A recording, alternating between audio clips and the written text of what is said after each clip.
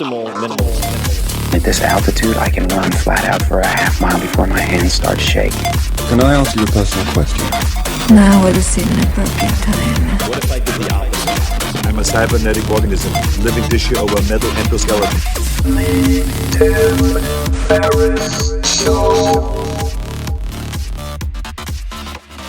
The Tim Ferriss Show is brought to you by Onnit. I have used Onnit products for years. If you look in my kitchen, in my garage, you will find Alpha Brain, chewable melatonin for resetting my clock when I'm traveling, kettlebells, battle ropes, maces, steel clubs.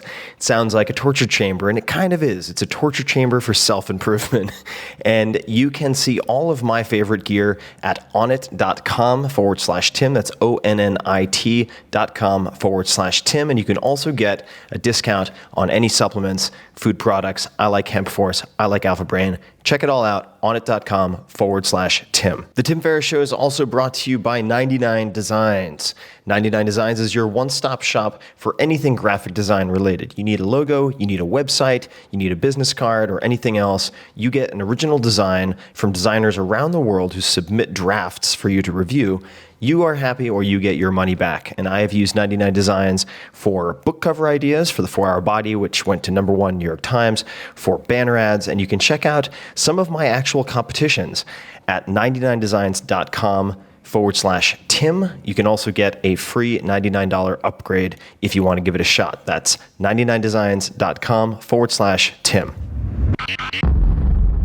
Hello, ladies and gents. This is Tim Ferriss, and welcome to another episode of The Tim Ferriss Show, where I deconstruct world-class performers to figure out what makes them tick. And moreover, what are the tools, tricks, tactics, routines, books, whatever, secret snacks that you can replicate, that you can actually use in your daily life or in your career or in your personal endeavors and your journey into life itself. Wow, that was profound. Anyway, my guest for this episode is just a tremendous man.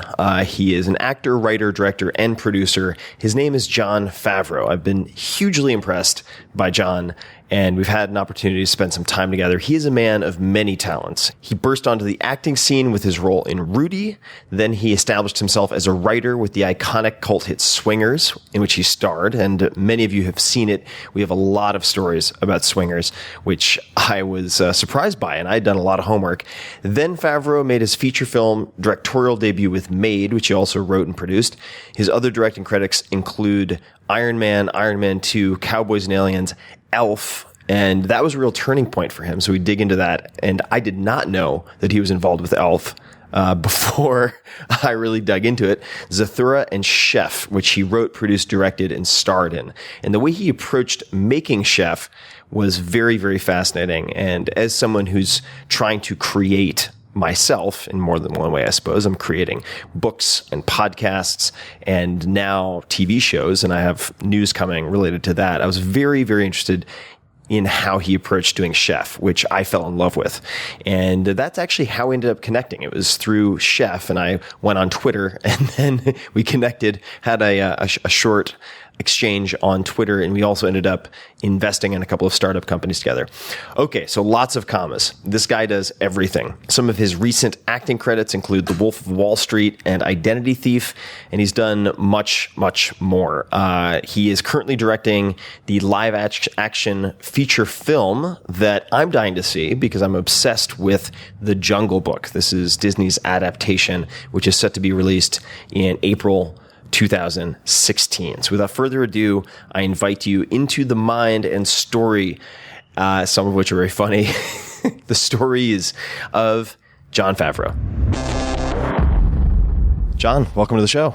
Thank you. Thank you so much for taking the time. I've really been looking forward to this. Oh, good. And I suppose we could start perhaps at the beginning. And one of these questions that I like to sometimes ask is, what albums or bands you listened to in high school? What were your go-to? Wow. What was your go-to music? This one. Let's see. I liked the earliest music I listened to that I can remember actually having like an album of was, I remember the Animal House soundtrack, all the old music, like the 60s Sure. music. And then, Billy Joel. I grew up in New York, so Billy Joel. And my first rock album I ever bought was Led Zeppelin. It was Led Zeppelin. I was in high school already. Mm-hmm. And then I was in high school in the 80s. So then you had like the Ramones around in New York and Queens, where I'm from. So it was an interesting time. And then there was a little bit of overlap with CBGBs as I got older in high school, but that was more for the scene because it was cool rather than the music itself, which I don't find myself listening to too much. I ended up getting into Billy Joel myself. I was always a Metallica sort of heavy metalhead, and I got into Billy Joel because I was a busboy and waited on him at one point. Oh, really? On Long Island, and he was the coolest that's nice guy I'd ever met. He would buy a cup of coffee and give me a 20 as a tip, which was a lot of money to me at the time. Yeah, that's a good thing to remember. It was a big deal, by the way. Yeah, that's pretty good. That's not, and in the greater scheme of things, he could probably afford it, but it made a big difference. Look at that. Look at huge impression. Yeah, you made a fan out of you. I still remember it to this day. Good to remember. How now? When we may not have the same exact frame of reference. What are you? I'm 48 years old. So now. I'm 10 behind roughly. 10. I'm 37 right now. So that was a golden oldie. You were listening to me, the oldies, right? Right. He was still recording when I was listening to him. Yeah, he was still. I mean, everyone. The hush came over all the wait staff when he came in. Yes, and in Long Island especially. Oh yeah, kind of absolutely out by Montauk. Yeah, and I remember the waiter's name, Gavin. He was supposed to wait the table, and he said, "All right, I'm going to do you a favor today, Ferris. I'm going to give you that table." Because he knew you'd get broed out so hard. Yeah, with the exactly. dough. That is nice. What was your experience in high school? What was it like? Can you paint a picture? High school was, let's see, I had just gone to Bronx High School of Science, which was a public school that you had to take a test for in New York. It was a very good school. It had been around for a while, and the New York public school system was very good at the time. I think it still is. If you do well, you will never outgrow the public school system. There's always room for people who require different education needs in every way. And I know my dad was a public school teacher, and I feel pretty strongly about that system. And, especially having lived in other cities too, I really grew to appreciate it. And the Bronx High School of Science was one of the flagship schools for, that Stuyvesant, Brooklyn Tech, all of these free schools. But I did have to commute all the way from Queens to the Bronx. So it was about an hour and a half each way. But I was around other people who were more academically inclined. But I also met people from every different borough and all different walks of life, because the one thing that unified us was that we all passed this test. And you'd have a lot of different socioeconomic backgrounds because, again, it was a free school. And so I had the good fortune of meeting the brightest from every community. So everybody that I met, if I met a kid from Harlem, he was a really smart kid from Harlem. If I met someone from Brooklyn, from Riverdale, so you really had all walks of life. I didn't realize it at the time because I grew up in New York, so diversity was just something you grew up with. Especially as you traveled through different boroughs, you just knew people from all over the place. Or if you worked in the city, you met people from everywhere. And that was a good experience too. You learn a little bit. I know you like to speak a lot of languages. You get to know how to curse in every language. I try. That's usually what you pick up first. It's what you do. In Greek and, you could do it, in Spanish.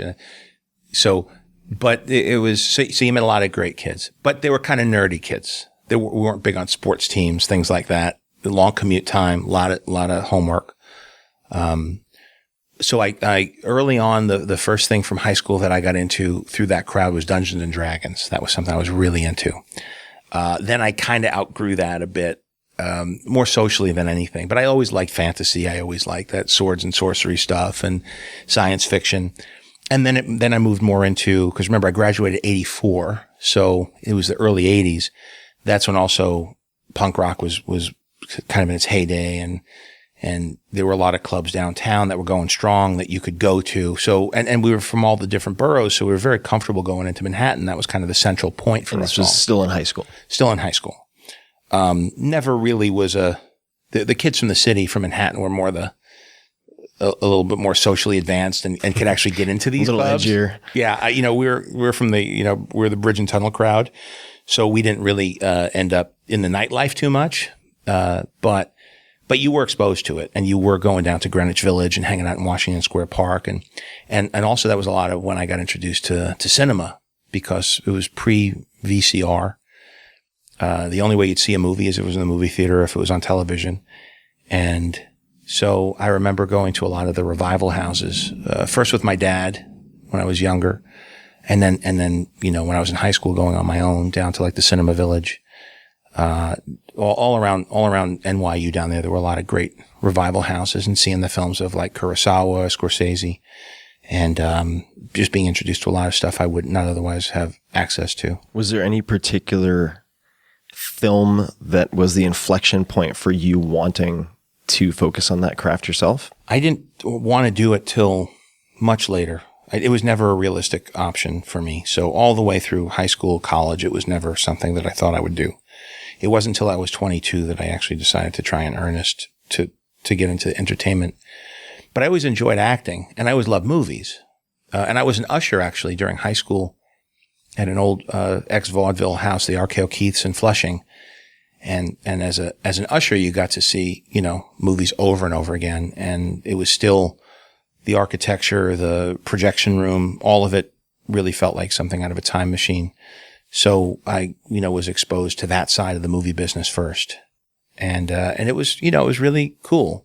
I liked it. I liked movies. It was an old rundown theater. It's not there anymore. But it was really wonderful seeing you kind of could see the history of it if you look behind the curtain. Because first it was an old vaudeville palace, and then it started showing films, and then eventually it got broken up into a triplex. So you had this beautiful, elegant Moorish style, again, the movie palaces of the vaudeville era and the post vaudeville era, broken down into the multiplexes that didn't have a lot of personality back in the 80s. I guess the 70s started that, but it still had some of the gloss of it and some of the beauty. But of course there were still the dressing rooms from the vaudeville days, and there were sub basements, and you went behind the screen in the big theater and you saw, all the ropes and rigging from its live theater days. So it was kind of nice, and there was a sense of nostalgia, but it was also just overrun by mice, and it wasn't well maintained. So there was a sadness to it. So there was I have a nostalgic feel towards the movie business, even from before I was around, because I was exposed to all that stuff. And of course, old movies keep the legacy alive as well. Yeah. And that was part of the fun part about coming out here. Even when I was just auditioning, for the first time for bit parts, you would audition on the lot. You'd get a drive on, and then you'd be walking around like the Fox lot and see the New York streets or Warner Brothers, and see all the back lots as you're walking from your parking to the appointment. And you just felt so lucky to be in the business. You were like, I'm somehow connected to this industry. And even though we were just like the guy sweeping up after the parade, we still were, what, and give up showbiz? Even the guy shoveling after the elephant, it feels like he's part of the show. And I was that guy. And you dropped out of college, is that right? I did. Yeah. It was, misleading, because I left to go to, I got a job offer. I got a job offer to work on Wall Street. Got it. For a friend's dad who needed to hire an assistant. And I worked there for a year, and it wasn't a great fit for me. But I had not been a great student in college. I'd gone to a very academically oriented high school, as I said, and then I was on the waiting list for Cooper Union to go to school for engineering. Cooper Union's a great school in Greenwich Village.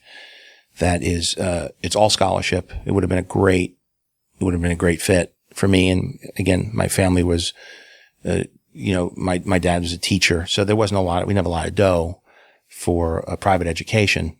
But the idea of Cooper Union, I would have gotten a great opportunity. Waiting list, never got called up. I ended up going to Queens College, which was a city school, good school too.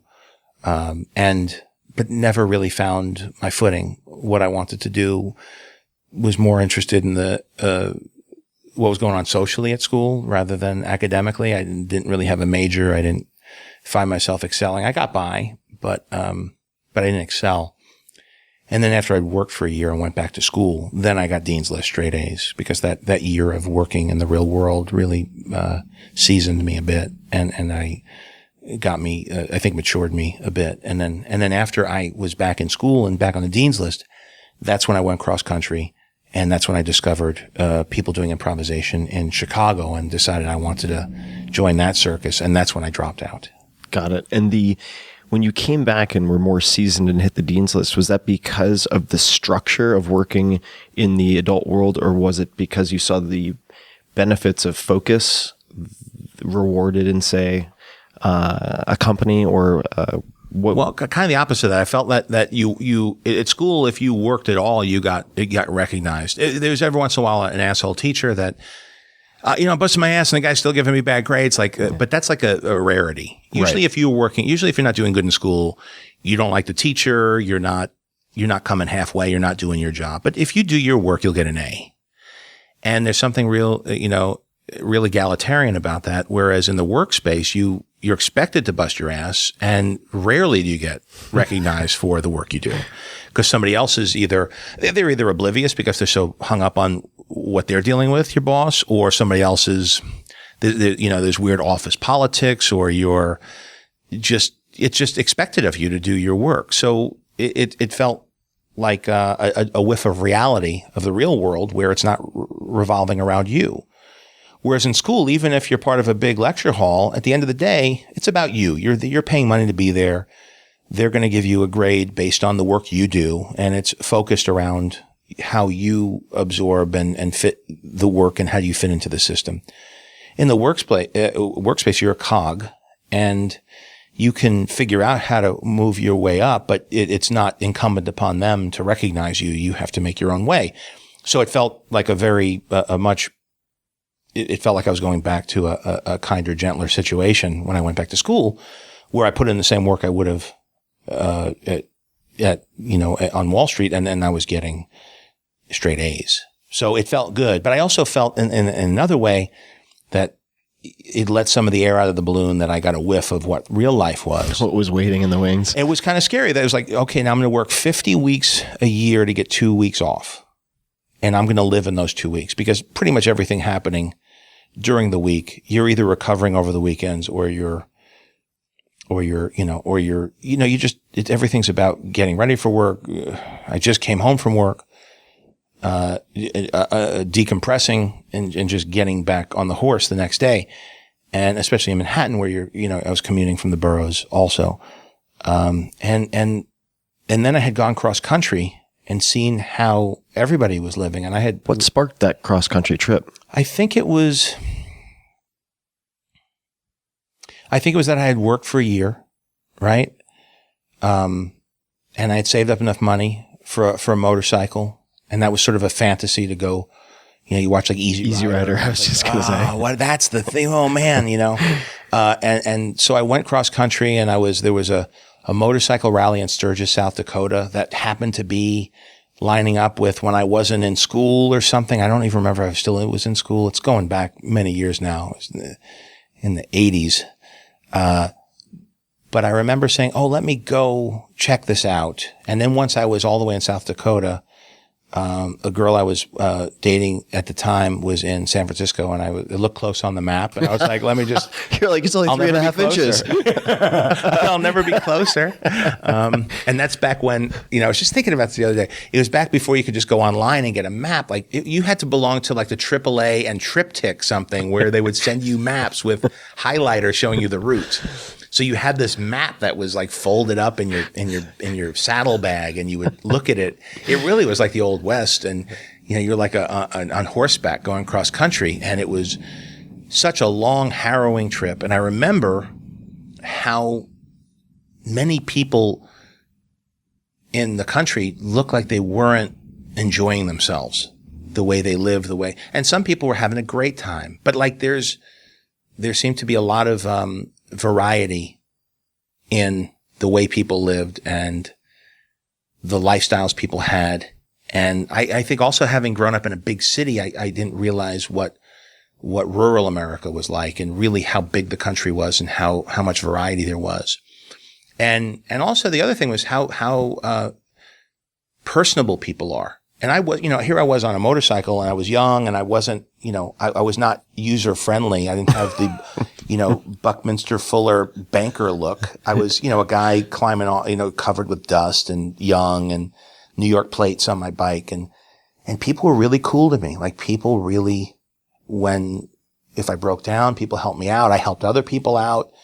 You sort of develop a sense of how you fit into the world and how it's not about you. You're one little piece of the whole thing.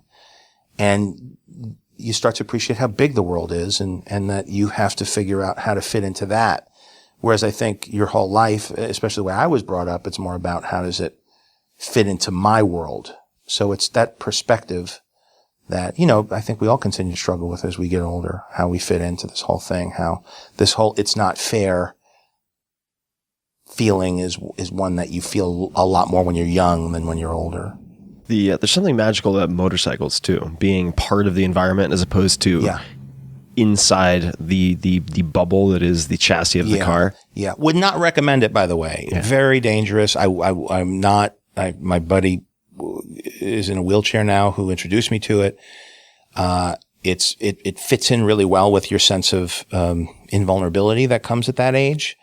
Not something I would do. I would thought if I could afford one, I would. So let me just say to the people listening out there, I don't want to turn this into something where I'm proselytizing for it because it's not something that I do anymore. But it was definitely a bit of a transcendent experience that you're flying and you're so vulnerable and so much, you're just taking it in a much different way. It's like a ride. So I'm going to love to ask you about Chicago. The motorcycle, also just as a side note for folks, I totaled a bike and at that point sold it because I had a friend get fantastic rider, had a car run a red light, hit him at an intersection, cut off one of his legs. Yeah. And when your body is the bumper, my mom actually calls motorcycles donor cycles because she's been a PT for 30 plus years. Brain injuries with perfect organs. So, and it's not the rider, it's the people around you. Yeah. And under the right circumstances, it's great. But the way, I'm very fortunate that I made it out, intact because it's bad odds. You're playing slots it's not the best game. Yeah. It has nothing to do with how good you are as a rider, like you said. So dialing back the clock a little ways. So, and I won't spend too much time on this, but I was a runt up until about 6th grade, got the living hell beat out of me all the time. Yeah. And D&D was my refuge. Oh, really? Okay. So I still have all of my modules. I'm one of those guys. Now I'm completely self-conscious about the fact that I played. It's like it takes a lot for me to talk freely like this about it. But I feel like a weird shame. Why do you feel shame about it? I don't know. Because I feel this. I kind of wear it as a badge of honor in a way because I run into so many people who also had that shared experience. Well, I think I've grown into it. I think I'm accepting of it now. But it was such a way I had been defined myself for the first few years, for a freshman and sophomore year in high school. And that was what, and then when I didn't do it anymore, you're so quick to say, because I find that there's nothing more embarrassing than whatever the last phase you just went through was. I continue to feel that way. Yeah. Thank God my life is not, all the things ways you embarrass yourself, all the haircuts you've had, the ways that you dress, the music you listen to. I used to have a rat tail. Growing up. Exactly. Years. And now, I'm of the age where, now, for the children's generation of this age, that's all going to be well documented and very hard to escape. Right. Every single Facebook, picture you've put up will be there on some level. But you're right. I think that there was tremendous value in it. I have an affection for it. I remember too much of it. It really took up a lot of my brain space when I was around that age, whatever, 15 or 14. I forget what age I was playing. But it also created a set of. I think it encouraged a set of skills that is not that unlike filmmaking, because you're telling a story, and the people who are experiencing that story, especially if you're like a dungeon master, you're telling the story in a way that where the people who are participating, who've signed on, are experiencing it in a very subjective way, and there appears to be a certain level of spontaneity or free will, and there is built into it, but you're creating a context and a world and experience that's very specifically curated. So you're guaranteeing a sort of experience regardless of what they do within it. And I think when you're watching movies, the illusion is that you're subjectively experiencing the film as an individual, and you're kind of making those decisions in a de facto way through the character that you're following the film through. If a character in a film ever makes a decision that the audience doesn't feel that they agree with, it changes the experience. It becomes like a horror movie where don't go in that room. You know, it becomes a much different type of experience. Or if you're watching a character that's not, you know, that you're watching because they're an anti-hero. You know, when you're watching Travis Bickle is a different experience than most films, because most films you're going to walk through it, experience the things that the characters do. They're going to do a smarter version usually of something you would have done, and they're going to be facing a lot of consequences, and you're rooting for them because you and them are kind of riding next. You're the co-pilot of the protagonist. And in role-playing games, it's a similar experience, but a different medium. Did you have a particular race of preference? Were you a dwarf, an elf? All those. I didn't like the elves so much. I liked the dwarves. I liked the hobbits. I was always a gray elf. Were you? Oh, that makes sense for you. I don't remember what's the gray. Is the gray different? I like the wood ones. Yeah, there were also I think it was the Dro elf. Those were the dark elves. It was the dark ones. They were the. I remember more from the Tolkien stuff now. Yeah, it sort of replaced it because I was introduced to that. They do blend together. They do. Well, yeah, we're very close. But I like the hobbits because I read the book The Hobbit before I ever played the game. It was an important book to me. And I always liked, I kind of relate to that character because he just wants to be comfortable and living in like the nice environment, but then is drawn out into the adventure and then returns. It's very Joseph Campbell, that reluctant hero.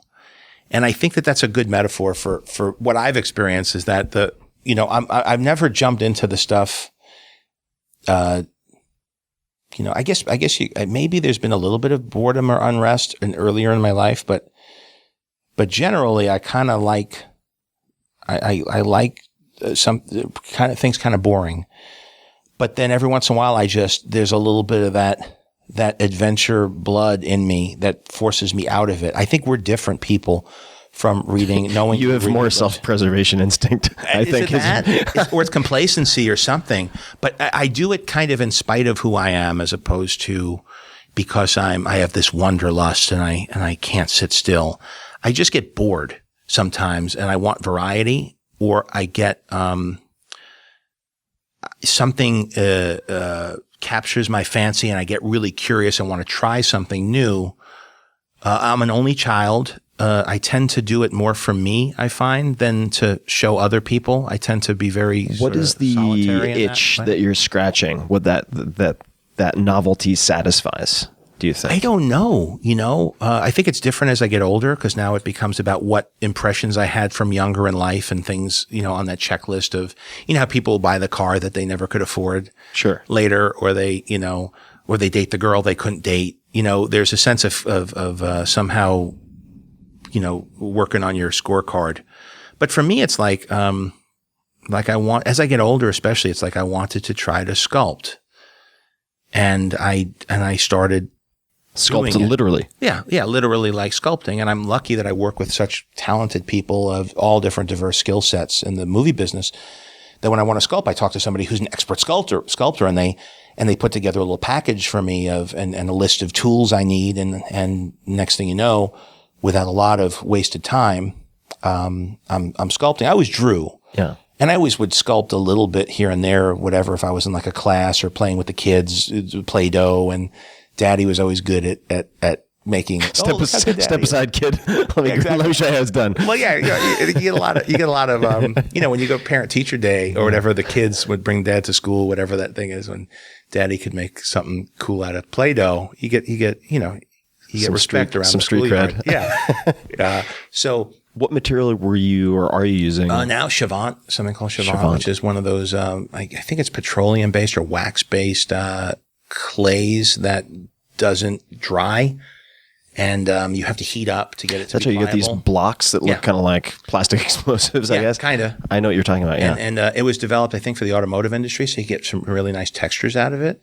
And it's just fun to do because you're doing better than you thought you could.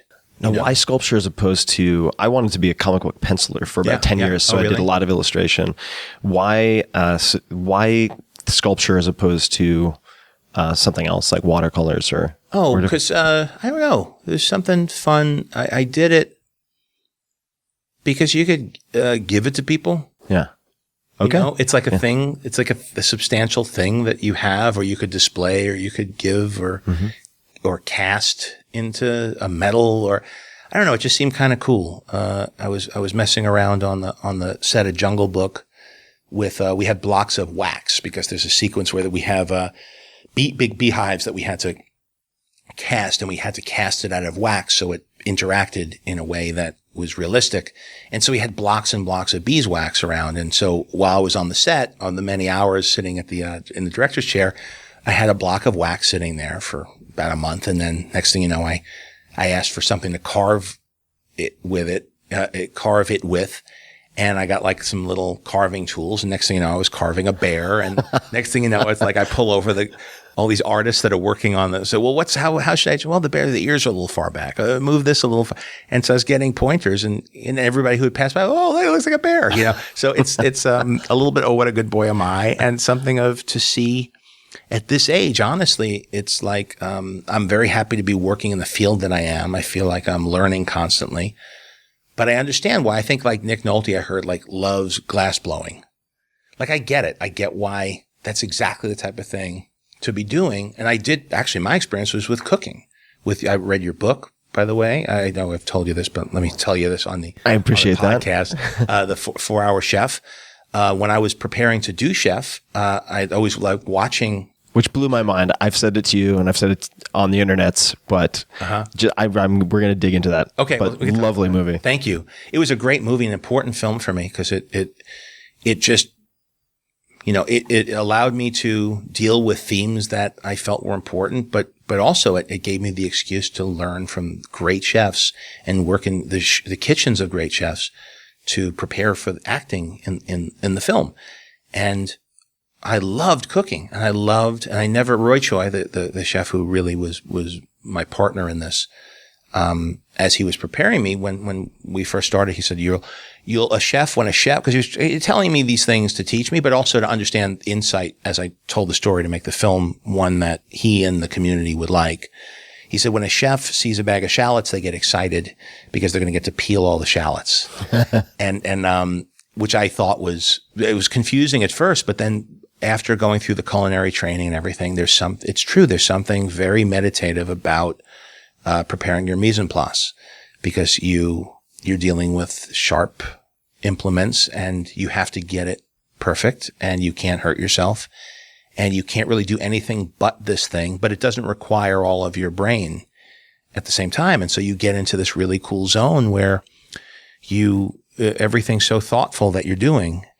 And by the time you actually prepare a meal with all of this mise that you prepare, that you get ready, there's a tendency to be very tuned into what you're tasting or what you're presenting to your guests, because they know the work. They've been watching you put work into it. And so the mindfulness that it implies and demands in its preparation, but it also asks of the people who you're sharing it with.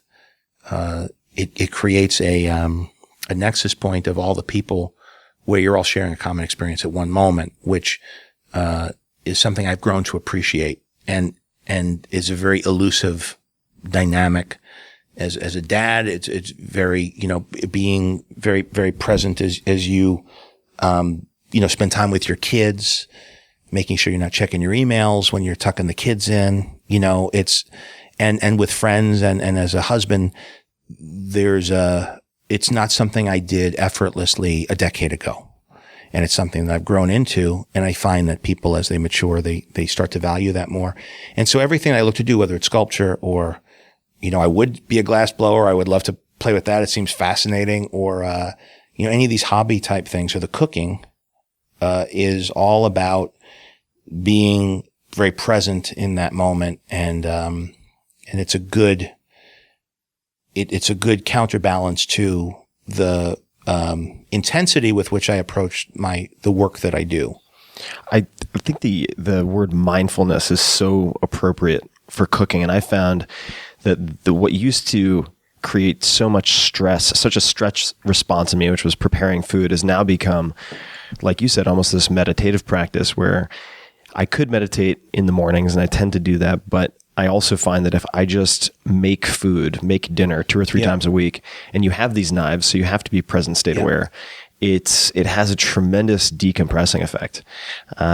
Are there any particular ingredients that you're playing with these days, or anything? Well, ever since I made chef and met Aaron Franklin down in Austin, I've been over and over again refining my smoked brisket, the Central Texas style smoked brisket.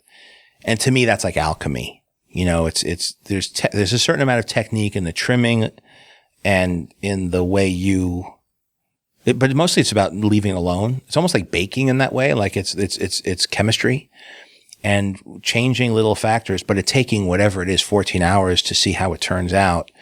There's something really rewarding about that. And it's also a flavor that people don't get anywhere else. So when you do it right and people get to taste it, it's kind of a fun thing to share because it's special. And it's only good for a short amount of time too. Yeah. It's like coffee. And then it kind of goes away. Yeah.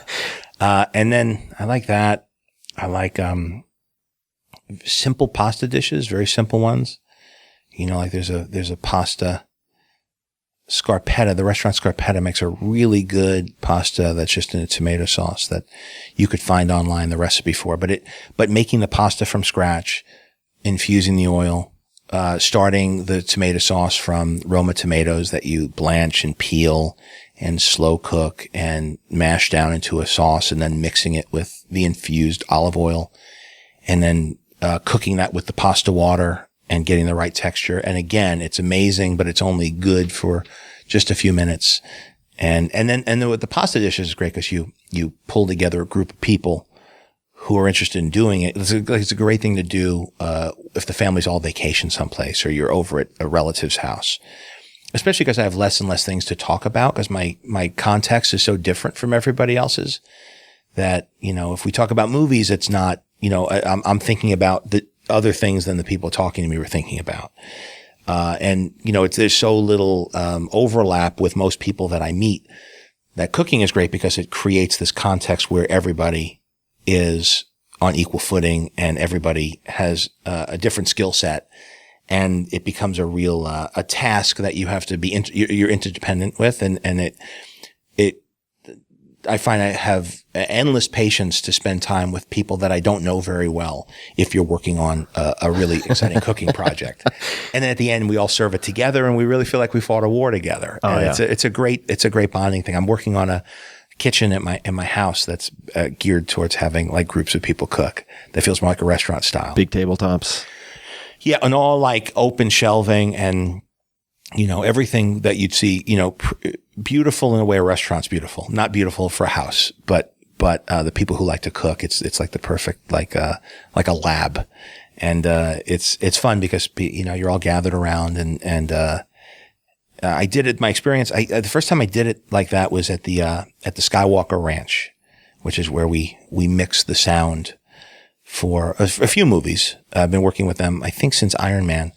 But for those of you who don't know, it's a 5,000 acre ranch, in Northern California in Marin that George Lucas, put together and oversaw the architecture for.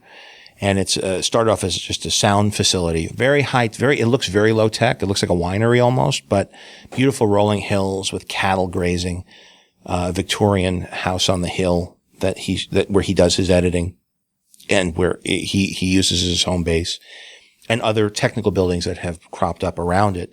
And it's state of the art mixing facility, sound facility, recording stages. So it's this very strange, and then a bunkhouse, with themed rooms for the people who work there, because you stay there when you work there because it's so remote.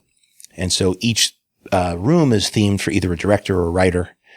And so you have like the John Ford room, that's Western themed, the Akira Kurosawa room, Dorothy Parker room. And so you stay there, and during the day, there are restaurants that are open on the facility. At night, everything closes down, but there's a commercial kitchen in the common area and a walk-in fridge. And so as we were making Chef, you're looking at these scenes over and over again, listening to the crackling of the frying food and the pasta and the olive oil and the garlic simmering, and your mouth's watering all day. And each night we would pick another recipe from the movie, and all of us, me and the editors, the sound crew, we'd all get together and we cook together at night, and we cook all the dishes from the movie. And it was so much fun, because here we were in the middle of nowhere, really, in a very remote spot, and just together, the fireplace going, all of us cooking together. And then you sit down for the meal and you sleep good, and then we hit it the next morning and we would do the next reel. Sounds like a hell of a routine. That it was sounds great. Amazing. It was really wonderful. So that's what I want to try to see if I can capture some of that at home. Yeah. The one thing that's always struck me about a well-designed kitchen is just the elegance and the economy of movement that it provides for a chef, where they're never reaching too far for anything. Everything, you have everything in its place, right? The mise en place. Right. And how quickly a good line cook or chef can work if they have all their items in the right place. Yeah, it's true. It's interesting because I did part of the training I did was working. First I went to some pretty accelerated culinary training that Roy sent me to, off with a French chef, to get a context before I ever entered a professional kitchen. And so I went through all my mother sauces and my knife cuts and basically an overview of what the first year culinary students would deal with. Then I got to come into his kitchens. He has a few different restaurants and food trucks too. And I spent time floating from restaurant to restaurant. First, they let me prep cook. So I was picking parsley and, you know what I mean? I've done that. Micro basil. Yeah. They're like, you're holding up my station, Ferris. Yeah. I'm like, oh God. Because it's all they'll trust you with. And it's so labor intensive. And so you finally do that. And then eventually I worked my way up to the hotline. And on the hotline, then I started working. And then I worked about midway through, I started working on one of his Kogi trucks. And it reminded me, because there you're in tight quarters too. It reminded me very much of bartending, which is what I did to make a living in college and after college when I moved to Chicago as a bartender.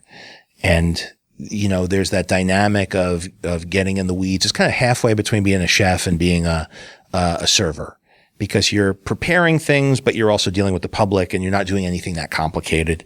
So you don't have there's not the elegance of being a chef, at least the type of bartender I was. I wasn't like a mixologist. Like you see now, but there is this, you do get into the weeds and you have to do this dance with the people in a very small space. And I found that rhythm was coming back to me as I was working, especially on that truck, where you know how to get out of the way. You pop in, you pop out, you reach around, on somebody's left, on their right, you're behind them. You're not crashing into each other and you're helping each other out and you're becoming like this big octopus together. And when you're working on the hotline, it's even more that way, because there's, behind you, there's hot food coming through. People are speaking different languages. You're being asked to do things. You're being instructed too. That's the other weird thing. It's not like they prepare you ahead of time and say, here's how you make everything. Let's train. Maybe when you first open a restaurant, it's that way. But when you're working in an established kitchen, they basically just throw you on the line. And then the rush comes and then they show you once how to do something, and then you just copy them and maybe they show it to you again. And then the chef's watching you from a distance and saying, hey, you only put mayo on one side of the bun. It goes on both. There's a certain quality control aspect that that's really what the chef's job is overseeing other people doing the work and keeping the standards to a certain, consistency. And so there I was, working, and little by little, first I'm just doing the popcorn at A-frame, and then I'm, next thing you know, I'm pulling the burgers out or doing assembling some sandwiches. And next thing you know, I'm plating. And so by the end of the Saturday dinner rush, there's a half dozen plates I'm helping with. And you start to appreciate how good these other people are. The people who work the broiler or the saute cook, who the grill station is just nailing them, making it perfect and timing it just right. And then the one that I remarked at the most was the was the bus boy who knows just when to walk up to you with that deli container full of ice water. And like, it's the best water you've ever had. Like, I didn't even know I was thirsty. And then this guy hands me this like 16 ounce, the quart size, like you get wonton soup in that clear container. So those are all over kitchens, right? Those deli containers. And they'll give you one full of ice water and you'll drink it in like one sip. And it's the best thing you've ever had in your life. And as I was mentioning that to Roy, he says, "Yeah, you're ready to make the movie. Now you've had that experience is how I know you're ready." So speaking of moments, when did you decide to write Chef? I'd love to talk a little bit about the writing process. Chef was, okay. So I remember it's kind of hard out of context with what the Swingers experience was. Sure. Well, let's talk about both. So with Swingers, it was, that I had not known I was going to be a writer. I had received from my dad Final Draft, which was a program that is pretty user friendly and formats your writing to look like a screenplay. And for people who are writers or want to be writers, a lot of it is there are subtle things that, much like let's say a job, like a resume for a job. There are certain standards by how you're going to put that together so that when somebody receives that resume, it looks professional. The formatting, all that stuff. I don't know that much about just regular jobs, but I know like a lot of effort goes into the resume, a headshot for an actor. For a screenplay, as people receive the script, they're making a lot of little subconscious calculations and decisions about you based on what they're seeing. And a screenplay that's not formatted properly is something that's completely dismissed. And what was fun was when I received the program, I just typed a little bit. Next thing I know, it looked just like a real screenplay. And I've read enough of them from being an actor. And this was after I had already done Rudy. I had moved to Los Angeles. I thought that was going to be my big break. But things weren't really popping for me. But I had read enough scripts and knew enough about acting to feel comfortable tapping away at a screenplay, never thinking anything was going to happen with it. More to show my friends. And, you type for a half hour, an hour, 2 hours. Next thing you know, you got like a stack of 8 pages and it feels like you've got a piece of a screenplay there. And so then it becomes like, I just want to try this. It kind of goes back to the earlier conversation we're having about why do you do things? For you, it's that you can't sit still and it's part of it. And you're super curious and you got a lot of energy and you kind of hunger for it. I think with me, it's a little bit more erratic than that, where I just get something bites me in the ass and I want to try something. Like I'm just curious about something, if I could do something, but it's much subtler and I just tap away at it and peck away at it. And then it starts to look good. And as it looks better, you start to build up, like with doing sculpture, like messing around a little bit. Next thing you know, it kind of looks like a bear. Well, let me carve it a little bit better. Let me try a little bit more. Let's see how far I could take this thing. And so with the screenplay, it was kind of like that. And showed it to some friends, showed it to the acting agent I had. People felt good about the Swingers screenplay. And then How long did it take you to get it to a first draft, let's just say? Very fast. Because there was no pressure. I didn't have any, I would outline maybe a few pages ahead of where I was. I came from an improv background from Chicago. So it was really just characters talking to each other. The improv that I did was something called the Herald, which was Del Close had invented, who's a great improv teacher in Chicago. The Herald. The Herald. Okay. Like the name. Yeah. Okay. Got it. And it was one of those things like, what do you call it? Harold. It was one of those, that's how it got its name. Like the Beatles haircut, I think. Had a name. I forget what the name was.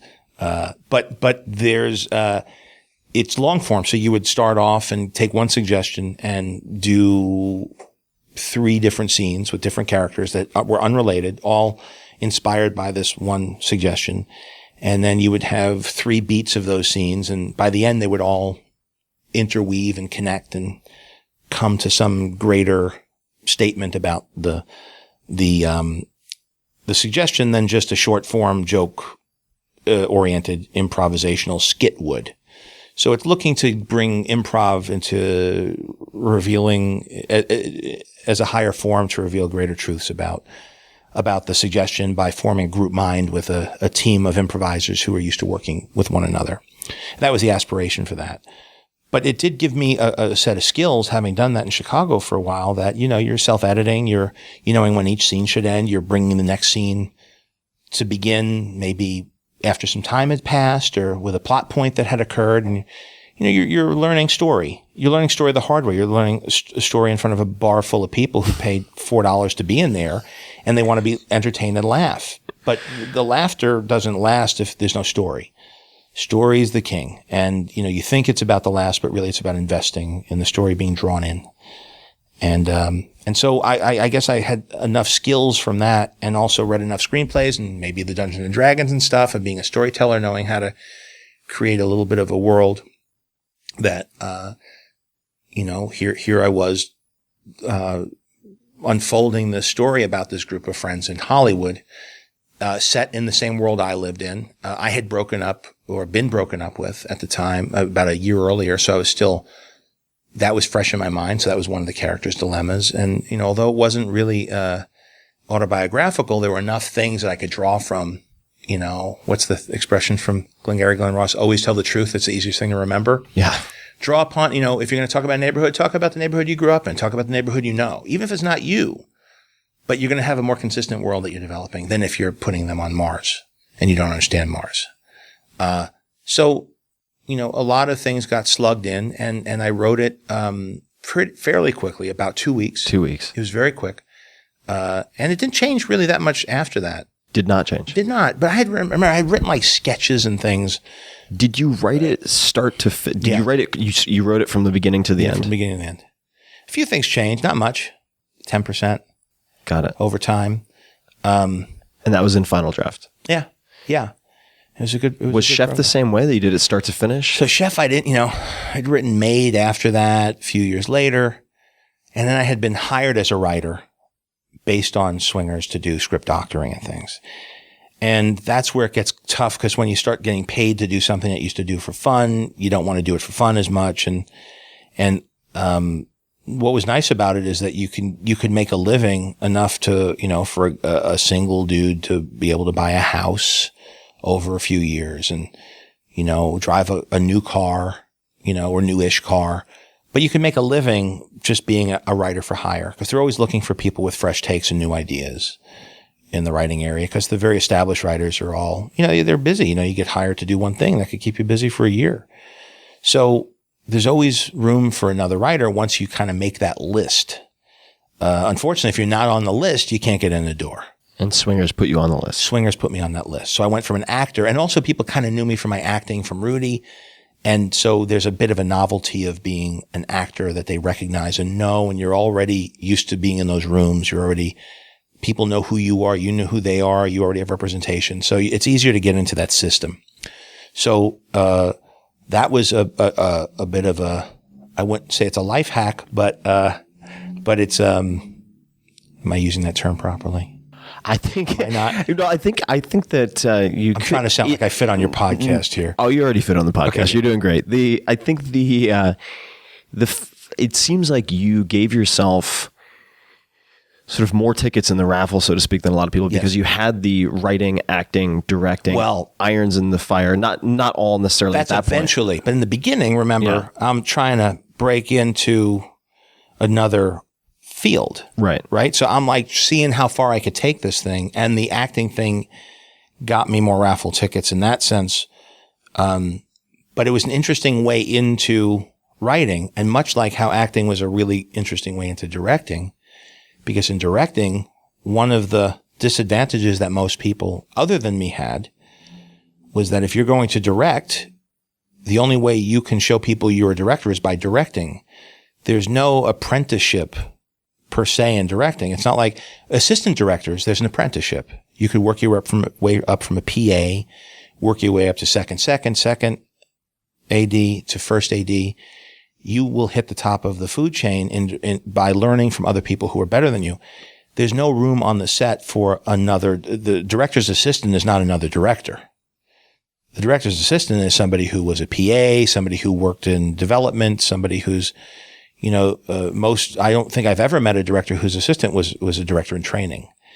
And even then you're not getting that experience. But as an actor, I got to have front row seats every director that I worked with. So by the time I ever directed, I already, there were a half a dozen directors that I thought were great and half a dozen that I thought weren't great. And I emulated the ones that were great. And being an actor, you're kind of modeling yourself, imitating what the people you respect do. And that's kind of what musicians do too, right? If everybody practices Hendrix licks first and then they come up with their own style. But there is this mimicking phase of learning. And it's tough to get those 10,000 hours under your belt just by going to film school. Now maybe it's different because now people can literally take a camera, go out, film something, edit it, put it up, get feedback, see if people like it or they don't, and they could hit the drawing board again. It does not cost hundreds of thousands of dollars. They can do that thanks to technology.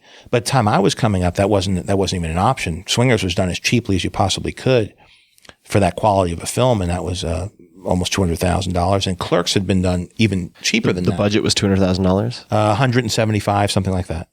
But Clerks had been done for, I think, 10,000 or something ridiculous like that. And that's that's a feat. Oh, yeah. Because that was done at a time when it wasn't quite that straightforward. It was very inspiring to us. It was before we had done it. And we were like, why can't we just do it? Because instead of trying to sell Swingers, we ended up making it ourselves. So by the time I had done Chef, it was like I had been wanting to do something. Everything I was developing, I was trying to work as a chef into because I wanted it to be something I wanted to learn about. So if I was working on a TV pilot or working on developing something producing something for somebody else, it was like, what about in a restaurant? What about a chef? Because it seemed like it was a very, from watching Top Chef and following chefs, reading chefs' biographies, reading Kitchen Confidential, which is the first one that I read by Bourdain. Great book. And it seemed like there's something here. But it didn't seem like something that warranted its own. I couldn't see the way to make it into its own thing. So that was kind of bubbling around my head. And then doing something about being a dad, we were talking about mindfulness and parenting, about how overseeing a few important things in your life over the course of many years can ruin your life if you don't invest enough into the things that are important but not pressing. So if you put everything into your career and not into the things that aren't the squeaky wheel but are important but not in the short term, over time, you'll find yourself in a situation that you don't even understand how you got into, and you see it a lot in the chef world, you see it a lot in the movie world, a lot of families where it doesn't work out. And a lot of it's because the career demands so much time, so much effort, and creating that balance, which fortunately I've done. The older I get, the better I get at it. And now, things are, I think well balanced for me, but I wanted to make something about somebody where they weren't well balanced. What if I had made different decisions in my life early on? And then looking at it through the idea of the culinary world and having really stories about growth spurts. It's about, coming of age. I mentioned Joseph Campbell before. I'm a big the monomyth. Yeah. Huh? Sorry? Oh no, I was saying just the monomyth. I find Joseph Campbell. Well, he talks about. I've become fascinated by Joseph Campbell in the last few years. Also the how these archetypes translate across all cultures and indigenous tribal. The hero of a thousand faces mythology. Exactly. Yeah. Mm-hmm. You ever seen? Speaking of Skywalker, I think the first time I ever saw the Skywalker Ranch was on the Power of Myth, with Joseph Campbell's interviewed by Bill Moyers. I haven't seen that. I haven't. That's one of the first, when video first came out, that was one of the first things that was available in that realm, and it still holds up. It's great. I'm sure it's easy to get your hands on the Power of Myth. And he's sitting in the library at the Skywalker Ranch being interviewed of everything back, from Adam and Eve and earlier all the way through Star Wars. And it's like a 4-part or 6-part series from PBS, I think. And it was great. That was my introduction to Joseph Campbell. And then there's books about relating that archetype rise of the hero storytelling to screenplays and how there's less variation than you might think. And the more you stick to it, the better. It just is. It's those are great instruments to fly with. And with Jungle Book, I really am, going back and doubling down on that, on just going back to the to the old myths, and it works so well for Lucas. Oh yeah, I mean it's. I'm fascinated by screenwriting, and I haven't spent a lot of time looking at the format. But I took the story seminar by McKee and have read a handful of books. That's pretty intense. That is intense. Even that book is. It's intense. I don't know if I've ever gotten all the way through. I found it very dense. I found it difficult. There are a handful of others like Save the Cat that I found very helpful for me personally, just to think about the storytelling mechanisms. There's one called, if I may. Oh, of course. The Writer's Journey. The Writer's Journey. The Writer's Journey. And I'm sorry, I'm at a loss. I could look it up while we're talking here. Oh, I'll put it in the show notes as well. Okay, you'll put it in? Okay. Yeah. Because what it does is it takes Joseph Campbell and refines it down from the perspective of somebody, I think it was a story executive at Disney, and breaks apart what those archetypes are and how they apply to movies that you would have seen, breaking down movies using that, and also talking about the 3-act structure as it pertains to the mythic structure that Campbell talked about, with the calling, the refusal of the call, the entering into the extraordinary world, the entering the inmost cave, the killing the dragon, taking the elixir, going back and healing the land. And even back when I even looked at, I had already read the book by the time I had done Swingers and looked at Swingers. Oh, The Writer's Journey. So it's been around for a while. It's been around for a while. And I remember reading that book and seeing if I was structurally correct with Swingers. And I was satisfied that I was. But the trick, I think, is not to use it as a map to write, because you have to write. I think you just have to brain dump when you write. I don't think you could try to control your writing too much. For me, some people are very different. People who come out of, where they're creating series arcs for a television show, it becomes, you have to develop a group mind, and you use the dry erase board and you plot things out. It may change, but it's very well thought through. And I find that people that have come from that background tend to like to outline a lot. And then there are other people who just come from prose and creative writing, or, short story writers where they just want to, the routine has more to do with what time of day they write, how much coffee they have before they do, getting into that, getting into the creative routine. That's where their structure is. There's always some form of structure. Sometimes the structure's in the writing. Sometimes the structure's in the writing, the act of writing. But I find that for me, I like to outline a little bit. So here's what, getting back to Chef. So with Chef, those two thoughts of wanting to write something about the chef world and wanting to do something about mindfulness and parenting, both crashed into each other. And I got the idea, the epiphany hit me that this could all come together in a project. Let me write this thing. And I took out, I like composition. I know you like the minutia. I do. I love the minutia. So Mead composition notebooks, the black and white flecked cover, cardboard, sure, sewn spine. Looks kind of like a zebra, the black and white on the cover. Exactly. I like those because I find, I think it's from my drawing days, when I used to get like a really nice leather bound drawing paper sketchbook. I'd be so reluctant to defile it. Yeah. Like, is this drawing good enough for because it always felt like a showpiece. Whereas the notebooks seemed like, because everybody grew up with them, like as their first notebook, that there's a freedom in marking it up, but you can't rip pages out.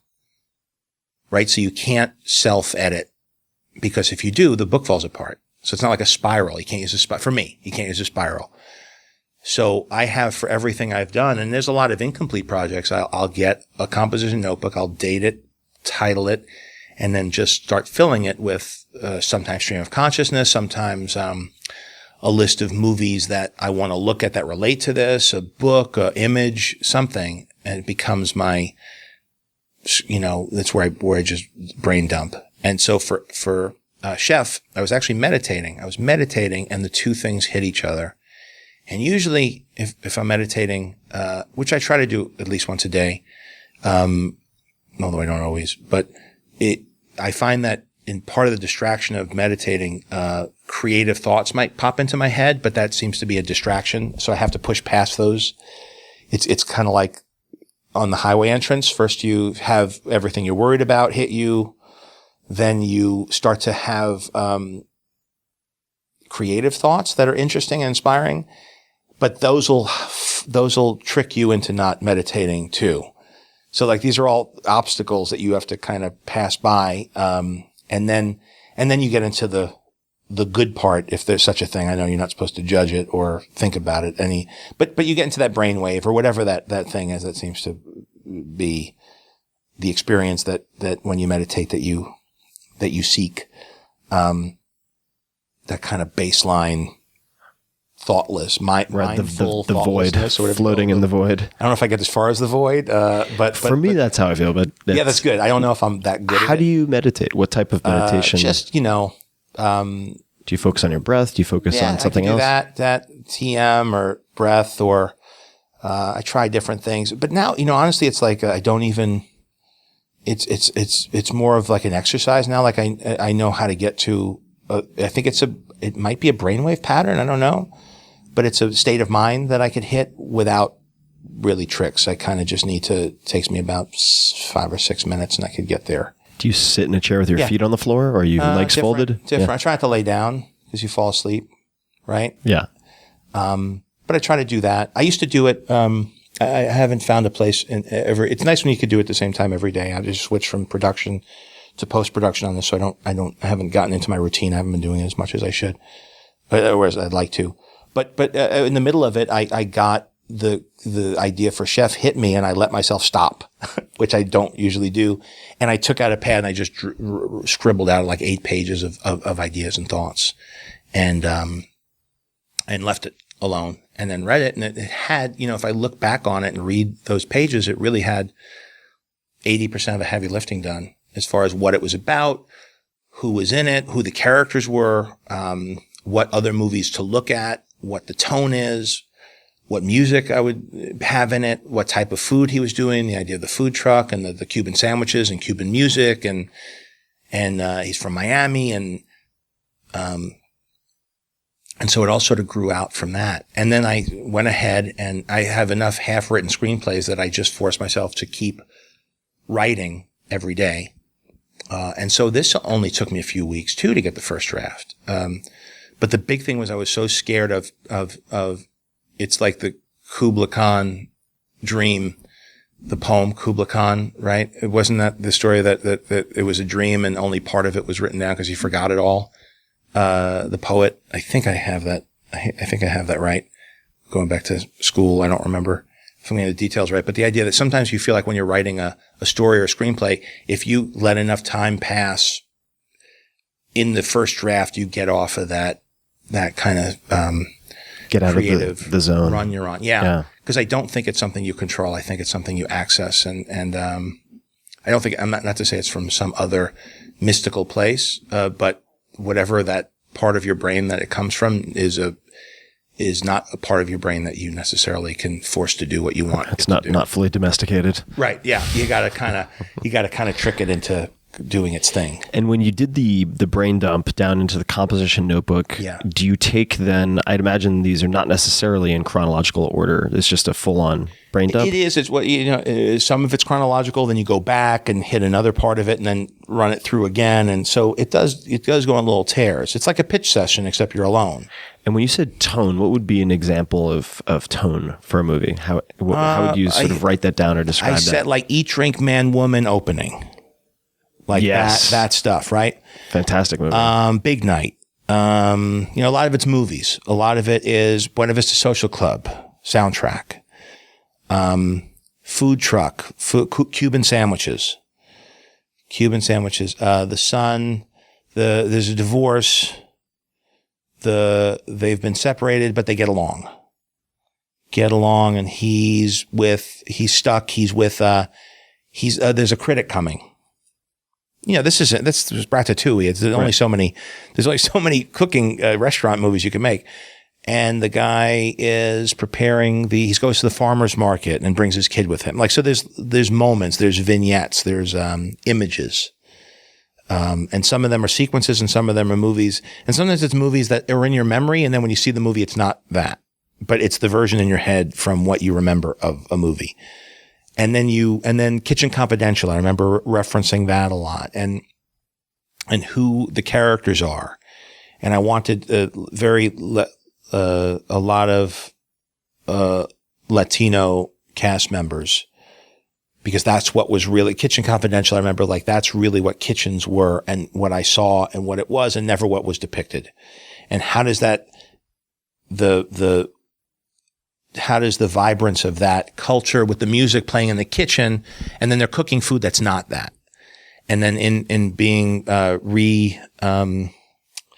inspired, he's inspired by that, who the people that are surrounding him, the music he's listening to, and where he came from in Miami.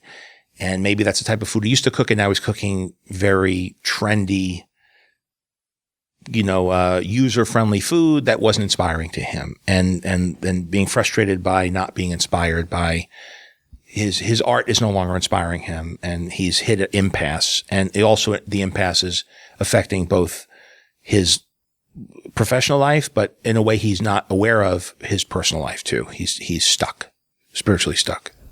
And on the show business side of things, this is something I know very little about, but in terms of the actual making, selling, distributing of the film, and feel free to correct me if I get this wrong, but I've heard you refer to, I think, Making Chef as going back to basics, and sort of constraining the size or the budget so that you could do certain things, like have the language you wanted to have in the movie, for instance, be authentic. That's right. How did you make this movie? And I know that's a very novice question, but I've talked to people sort of indirectly who've gone through the big studio process and have had a very rough time of it. What made Chef different? How did you, or Swingers, you could comment on different times. Yeah. Again, I think it's all a matter of, it's all a matter of adjusting to what the environment is at any given moment and adjusting in an art of war kind of way. I don't think about it in those terms, but acknowledge what the terrain is. And I think a lot of what seems like in my career in general, as though I've had this vision for how my career was going to change and things I would try to do and to get things accomplished was more a reaction to what the circumstances were. So, for example, I thought Swingers would open a lot of doors for me acting wise. It didn't. I got to do a little bit of stuff here and there. It was fun, but I was very sought after as a writer after that. And so the writer door opened up. The actor door was, kind of more of a small, a little cracked open door that occasionally I could poke my nose through, but it wasn't receiving me. But the writer door was wide open. So I started to do that, and I learned a lot about storytelling and interacting with executives and what the system was by being involved with projects, and none of which that ever got actually produced with the versions that I wrote. But I was part of a chain of writers on certain projects.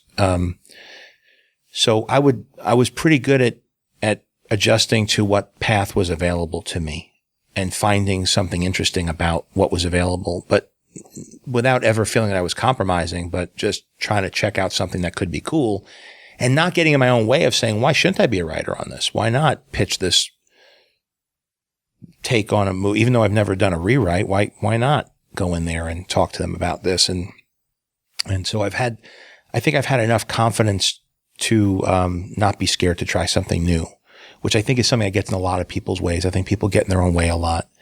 And there's certain things that that I have been scared of, but for some reason, career-wise, maybe it's my early upbringing, I don't know what, but I never feel intimidated when I'm in a room with people or if I'm on stage in front of people. Like I don't get that. My heart doesn't race in those situations. And that was even before the improv? Yeah. I've always been comfortable like getting in front of people and talking, and I've been a bit of a ham when I was little, like loving to jump up in front of the family and put on shows. I just think certain people are wired. Now that I have 3 kids, it's sure. You're just kind of wired a certain way, and certain people are, kind of they kind of have certain things that they like and certain things that they're good at, and you could adjust them and change them, but you're kind of working with, you're kind of handed, it's like poker. You get you get dealt a hand, and you could play those cards well or poorly, but you're definitely working from, you're definitely inheriting your properties in risk at the beginning of the game. Yeah. You know what I mean? You're starting from a certain vantage point, and then it's, what do you do with that? With a movie like Swingers, for instance, and again, these are just things that I've heard quoted, so feel free to correct me if I'm wrong. It seems like everyone has seen Swingers. I mean, it gets quoted all the time. The box office was around 6 million. It was, if that. So it was considered, so just to give you a perspective, we trying to get it made for a year, nobody gives us the money. Doug Liman is able to raise the money, and we make it together. What is his? He's a director. Director. He's the director of the film. But when I had met him, I was trying to set it up as a director. I was trying to direct it, and he had already done a film.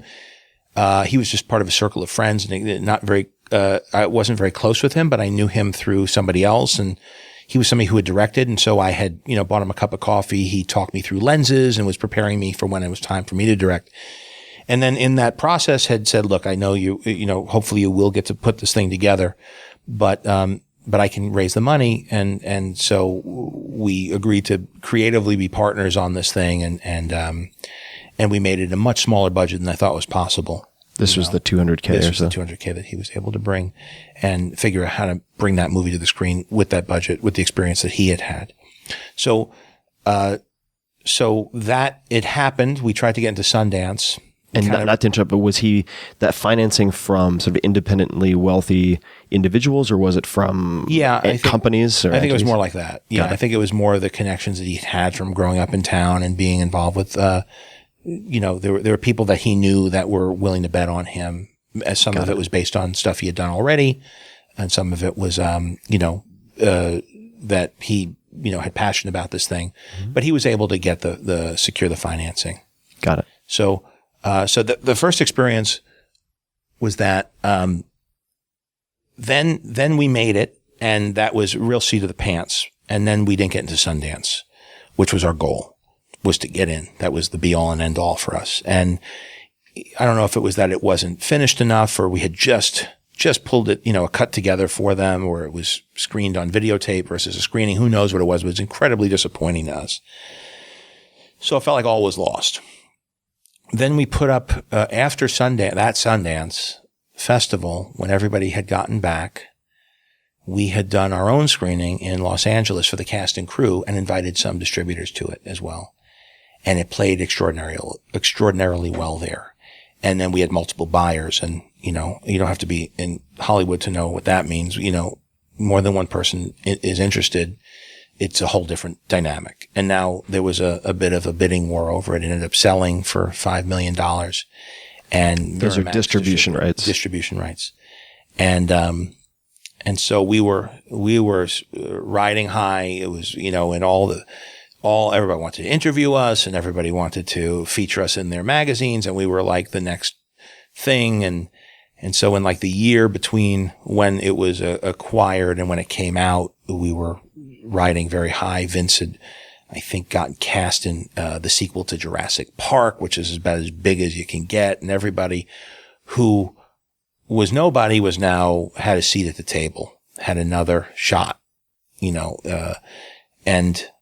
and then by the time the movie came out, it opened, first weekend is in 4 theaters. It was huge box office. And then a few weeks later, nobody cared, and it made $5 million, and it was considered a failure at the box office wise. Because you got to figure on one side of us was like Sling Blade that made $100 million and won Oscars. And on the other side was Good Will Hunting that won Oscars and made like $100 million. So we were kind of the disappointing underperformer at Miramax at that point. And so all of it kind of ebbed away. But again, it was enough to get my foot in the door as a writer. And I had not just been the guy who was in Rudy as a character actor, but now I had been in this movie that, as you said, everybody has seen. So thanks to video and later DVD and earlier on Laserdisc, everybody had seen this film. and it become part of our culture. And that's when I kind of learned that it's not always the movie that does the best, that has the most impact, or is the most rewarding, or does the most for your career for that matter. Even though in the short term, success is celebrated here and failure is unforgivable. But over time, I think that that shifts a bit. And I know, for example, like Vince had gotten Jurassic Park on the heels of Swingers. He's far more recognized now from Swingers, that grossed not even a tenth, maybe 100th of what that movie made. But for some reason, this one has had more impact on his career, even though far less people went to see it in the movie theater. So you never know what's gonna. And I find in my own career the same thing. It's not always the things that make the most money. It's the things that the performances, or there's something about certain projects that stick in people's memories more. Yeah, the staying power. I mean, I was astonished as I started studying film more and looking at movies that had a huge impact on me, or were these landmark, iconic films among the high school and college males who were the majority of my friends. Fight Club, for instance. And I was astonished that it wasn't some massive or hit. Raging Bull, was all these movies that are sort of failures in the beginning. And or Rudy was my first experience with a movie coming out. It didn't do well at all. Didn't even do number one at the box office. Was considered also an underperformer, but now everybody knows it. It's a cultural. It's a cultural point of reference. I hear the music everywhere.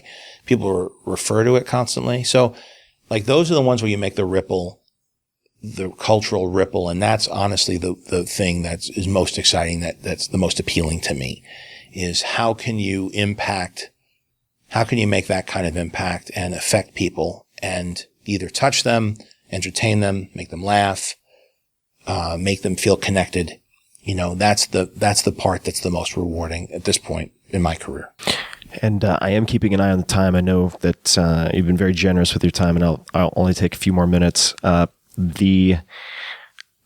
be remiss of me if I didn't mention that a number of my fans have said to thank you for Chef. They've rented it 5 to 10 times just to show friends. So I think that's awesome. I think that's going to be one of the movies. I think that was kind of the thing. I know within like the Chef community, they accepted it. The ones that I've met. So that was a big, scary part of it for me. Because if people had liked it who didn't know about that world, but then the people who were in the world didn't like it, it would have been a mixed. It wouldn't have felt good to me. But the fact that people are seeing it now, like I'm spending more time with my son after seeing the movie, or you know what, I'm going to try to open up my own business that I've been putting off forever. And that's when you feel really humbled and good and flattered, because you feel like you're connecting. It's selfishly just a very good feeling to know that me being on this planet has changed somebody else's experience, like in a good way. And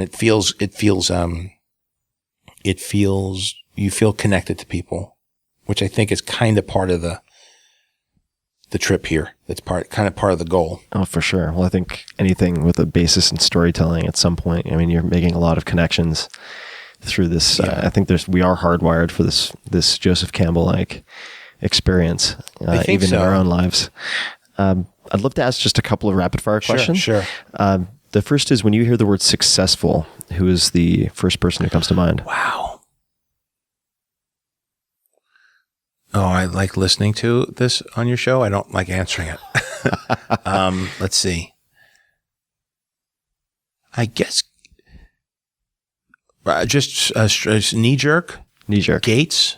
Okay. And you know why? Because not because of the richest guy, but because of how he shifted his priorities, because he's now making tremendous impact with the hand he's been dealt, or the pot that he's built up, that he's making, that there's like the Bill Gates there's the Microsoft Bill Gates and there's the post-Microsoft Bill Gates. And to me, there's something fascinating about that. And that he was able to be effective in what his goals were for the first chapter and then what his goals are now, which are very different. So he was able to shift his entire agenda and be effective, be completely effective. In the very similar metric driven hardcore approach. And I don't know a lot about, honestly, about this is purely layman's perspective of, hey, there's a lot of, this is how many lives have been saved by this, or this is the, this many people have agreed to have charitable donations. But it's just, there's something that he's just the first name that popped into my head. Any particular director who comes to mind? Director or writer in film? Yeah. There's a few, and they're all different. Like I worked with Scorsese, and I think that he's been, I think there's a certain, there must be when I came up and what he represented, and I got to meet him and see him work. And so he's inspired me as far as what his body of work and who he is as a person. But I also think of like the Coen brothers who've managed to tickle their own fancy and enjoy everything they're doing and have tremendous variety and entertain people as well, but seem to have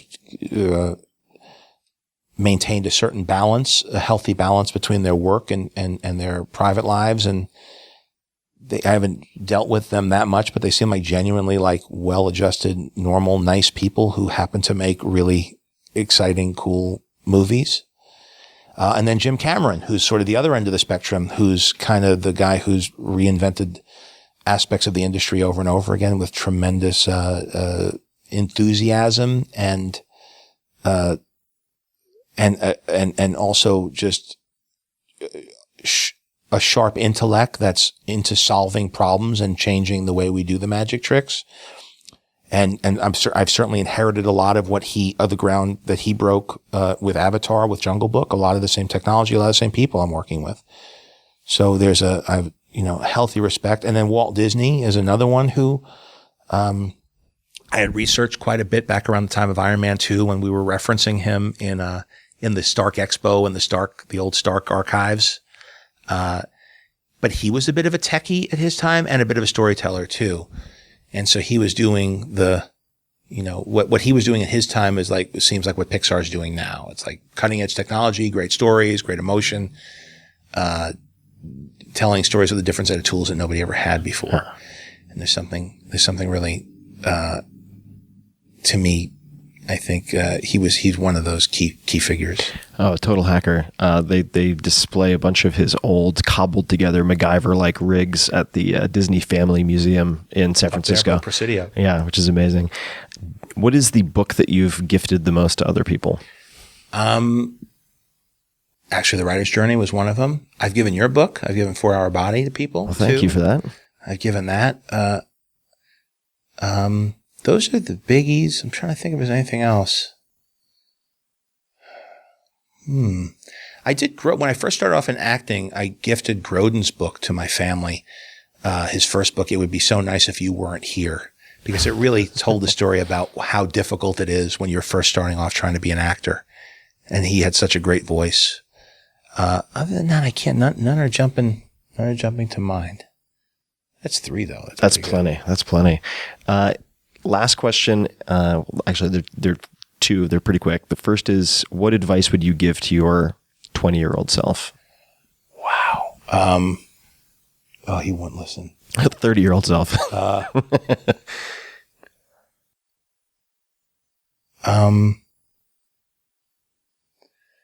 I think to not confuse how you feel about something with how that thing really is. I think you think you're being more objective than you really are. And you're colored by emotion more than you think you are. In positive ways and negative ways. But it's, perspective is much more subjective than you think. You think you're a lot more, objective than you are. To me, specifically at 30 and 20, I don't even know. I wasn't even a human being yet. I don't even know what I would say at 20, because it's part of it is just the ignorance of walking into, the forest and not knowing where I was going, and whatever was getting me through it thankfully I had enough. Something in the back of my mind told me to just take that road and walk, not knowing where it was going. And so that was, so I'm very grateful. I like where I am. I like what the experience of my life is. I like every year I like better. I like who I am better. I like what my life is better. So I'm very reluctant to interfere with the way things were, but I think a lot of it's how I feel about things and what I do to how I kind of balance things out, in a way that is that I'm proud of, that I like. Well, I love your work, and thank you so much for the time. Where can people find out more about you, find you online? Hey, let's see. I don't know. I'm on Twitter and Facebook at John_Favreau on Twitter, and then Facebook, I think it's just John Favreau. And Instagram, John Favreau. It's pretty consistent. I've been working, so there's not a lot of stuff up there. I'm on there where we do pop-ups once in a while in Los Angeles. Maybe we'll do one up north, from the food from Chef. Oh, that'd be great. So we've been doing that. I've been dying to have not only Cuban, but the grilled cheese sandwich. I'm sure you must hear about that a lot. Yes, I've cooked them. I cooked them for the crew of the movie. I cooked them for my kids. I cooked them here at in the editing rooms. But I enjoy cooking. And we've cooked together. I think we have. Could I reveal that? That we definitely. You and I have cooked beignets. Beignets. That was an amazing experience. For a Super Bowl party. So good. You had never done that before. That was what we're talking about. Yeah. Here we were. We didn't really know each other that well. I read your stuff. You saw my stuff. And then lo and behold, you put some hot oil there and the focus is no longer on one another. It's on keeping your fingers out. Scalded. Keeping all your fingers. Well, John, thank you so much. There's tons more to explore. Everybody, I'll put links in the show notes to where you could find John. And thanks so much for your time. Great. And thank you too. I love the podcast, but I know this is about me, not about you, but I got to know you through your writing, and you're very intriguing. I get pulled into your work. You make it very easy to read your stuff. It had been recommended. I think For Our Body was recommended to me. And one of those things where you just pick a chapter here, chapter there. Next thing you know, you're reading the whole thing. And your approach to questioning things and curating research and fact-based, but not being, it seems like you always are either dealing with a scientific method where something has to have been through a double-blind study, or completely anecdotal. There was no middle ground. And what's interesting about your stuff is you'll say, hey, look, here's what I've experienced. Here's the sample that I've seen this experience with. It's not something that should be looked at scientifically, but there are certain indications that this is worth looking into more. And here's what I do, and here's what I've done. And it makes it much more inviting than either the very walled off world of traditional academia, and then also this, science that's more based on anecdotal information that doesn't take science into consideration as much. Yeah. But to acknowledge that science has an importance to it, but also looking at how what has not yet gone through that machine might have some truth to it too. And giving full disclosure of your context and why makes it not intellectually offensive. You know what I'm saying? It feels like you could be responsible intellectually, not flying in the face of science, but you're also opening it up to new ways of thinking. Yeah. And I think it relates to the way your context, the whole world that the whole Northern California way of ethos of looking at things, and how to be more effective and efficient in approaching problems that we still face. So, I love looking at your stuff. And like I said, thank you. The 4-Hour Chef was a great, counterbalance to the other chef, biographies that I was reading, or autobiographies, or, cooking books and documentaries I was watching. And then here was a very concise version of a lot of the same information. That was a really good counterbalance. Well, I really appreciate it. And I love watching your experiments. I love watching you do the huge blockbusters, then do Chef. I can't wait to see what you do next. Well, I know, I guess I'm waiting to see Jungle Book. For about a year. It's going to be amazing. It's going to be something different and cool. And, just like everything else, doing one with this level of technology, which I got a taste of here and there with Iron Man, but to really throw the whole thing into, have the whole movie rely on that magic trick working is, it's exhilarating. But if it all works as well as it looks like it will, it'll be something nobody had seen before. So it's exciting stuff. I can't wait to see it. Well, John, to be continued. Thank you so much for the time. Great. My pleasure. And this was fun. It's quick and easy. Quick and easy. All right. All right. Thanks. Take care.